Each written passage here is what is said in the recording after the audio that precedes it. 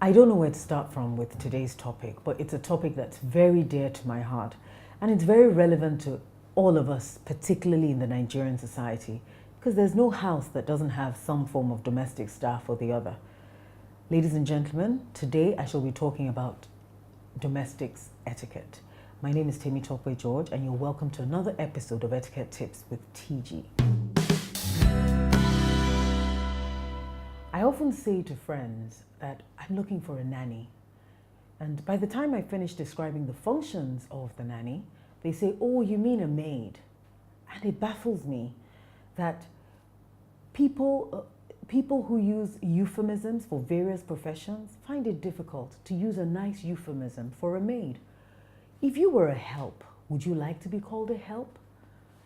All my helps, I call them nannies, because I believe what they do is so integral to the efficient running of my household that the word help doesn't quite describe them.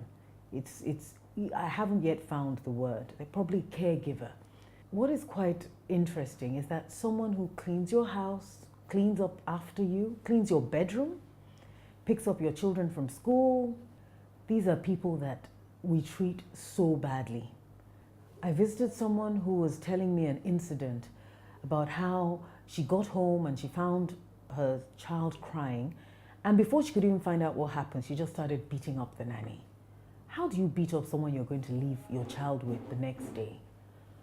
So today I'm going to be sharing some tips on how we should treat our domestic staff. First and foremost, domestic staff are human beings. They're not slaves. Treat them as such. Treat them the way you would like to be treated. Do not call them names. No name calling allowed. Treat your domestic staff with respect. They're doing jobs that you would not like to do or don't even have the time to do. Don't slap your driver. I know someone whose driver left her on 3rd Mainland Bridge because she slapped him from behind. What would your driver do that you would slap him? And he resigned immediately and left her on 3rd Mainland Bridge to drive herself home. And this was someone that didn't even know how to drive. So please take care of how you treat your domestic staff. Treat them with respect. It's important to remember that your domestic staff often know your secrets, your daily routine, your plans. So it's very important how you treat them. I came across a quote that's very apt on treatment of domestic staff. If thou art a master, be sometimes blind. If a servant, sometimes deaf. Let me explain that a little. So if you're an employer, be sometimes blind. By that I mean overlook some of the mishaps, overlook the faults of your employees, of your domestic staff. Now, if you're a servant, if you're a domestic staff, be sometimes deaf.